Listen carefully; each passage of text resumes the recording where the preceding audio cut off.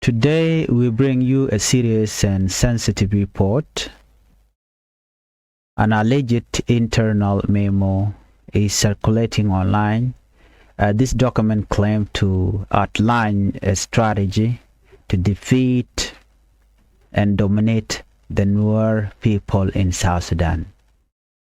If this document is real, it raises deep concern about the future of South Sudan. If it is fake, it is still dangerous because of the message it spread. Today we break it down carefully. We analyze what it said, we examine what it means, and we ask one important question: what kind of South Sudan do we want to build? Stay with us. What is this document for? The document appears to be addressed to a senior government leader. It is written as an internal memo meant only for a council. It speaks about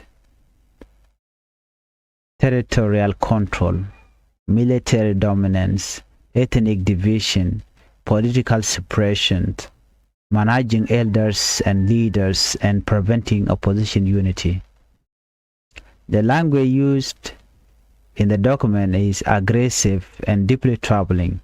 It suggests forcing Nuer people from their land, increased military power of one ethnic group, breaking opposition unity, controlling communities through pressure and displacement. This is not ordinary political strategy language. It reads like a plan for ethnic domination. The territorial strategy. One part of the memo talk about controlling areas traditionally inhabited by the Nuer communities such as Bentiu, Maiwut, Long Shuk, Ulang, Akobo, and Fangak. The document allegedly suggests using military force to push people away from these territories. It talks about bombing, displacement, and forcing migration into neighboring countries like Ethiopia. If such idea were ever implemented, the result would be human suffering, refugee crisis, regional instability, international condemnation. History has shown us many times that forced displacement does not bring peace. It brings generational trauma. The memo also references the arrest of first by President Dr. Riek Machar. Dr. Riek Machar is a key opposition figure in South Sudan politics.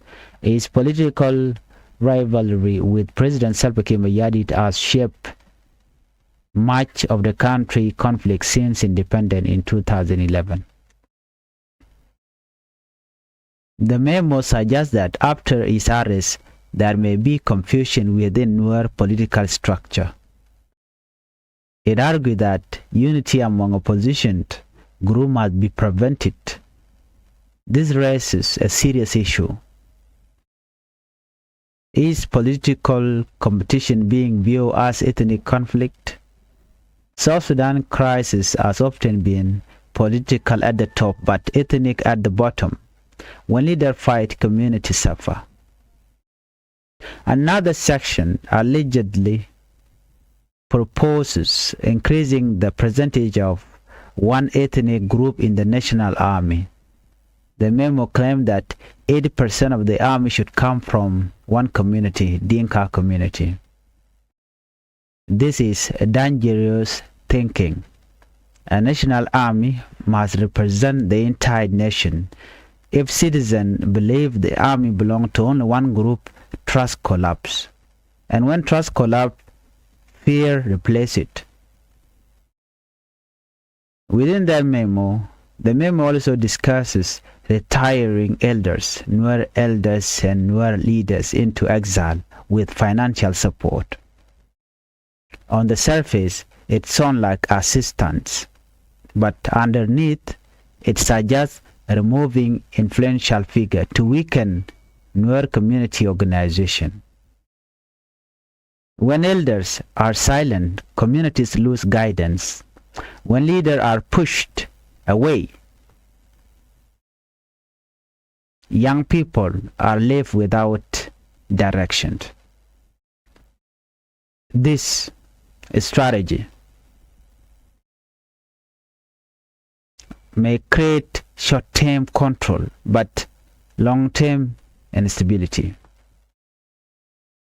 The document speaks about economic support being redirected towards certain populations. It expresses frustration that benefits are not following the way some expected. Economic division along ethnic line is extremely dangerous. A country cannot survive if development is selective. Roads, school, hospital, water system, this must serve everyone. But when you look at the Nuer places, Nuer areas, Nuer territorial, there's no development there. There's no school, there's no hospital, there's no clean water. And this might be linked to this memo that we are talking about today. The memo allegedly states that unity among Nuer political group must not be allowed. There will be no Nuer that will have one political group. All the Nuer should have a separate group just to make sure that they don't unite under one political party. It suggests confusion is beneficial. But confusion is not a solution. Confusion creates army use movement, community defense group, revenge cycles, more conflict. Peace comes from dialogue, not division. So if the government and the President Salva Kiir Mayardit and the Dinka community are using this as a strategy plan to divide the Nuer community, it will only strengthen the Nuer youth. That's why we have Nuer White Army. Nuer White Army, they only rise when there is a threat that is coming to control them, because they do not want, or they do not like to be controlled. They do not listen to anyone. They only rise when they see problem, issues that are being created to weaken them, so that's when they rise. We must also ask, what if this document is not authentic? Even then, it is harmful. Why? Because it spread fear. It increased suspicion between communities. It fueled anger on social media. A fragile nation, rumors alone can cause violence. So whether real or fake, it must be handled responsibly. South Sudan gained independence in 2011 after a decade of struggle. Communities fought together for freedom. Now the challenge is building unity after independence. Ethnic politics has already caused civil war, displacement, economic collapse, and broken trust. If extremist ideas continue, the future remains uncertain. South Sudan needs inclusive leadership, a professional national army, equal economic development, honest dialogue, and community reconciliation. No ethnic group should dominate another. No tribe should feel threatened in its own homeland. A document like this reminds us of how fragile peace can be. We must reject any call for ethnic cleansings, like what SSPDF are doing. We must reject forced displacement, like what is happening in Lower Nuer area and other places, Jonglei, Upper Nile, and Unity State. We must reject political exclusion, like what Kiir is doing to the SPLIO, where they don't allow the first vice president to participate in the peace process. They excluded the SPLIO party. We must reject violence. The future of South Sudan depends on unity. whether you are Dinka, you are Nuer, you are Shuluk, Bari, Azande, or from any other community. We share one country, South Sudan. In order for South Sudan to move forward, President Salva Kiir Mayardit and his associate must stop targeting using words that are against the unity of South Sudan. Targeting Nuer community will never bring any peace. It will only create more tension. And when tension rises, what is next?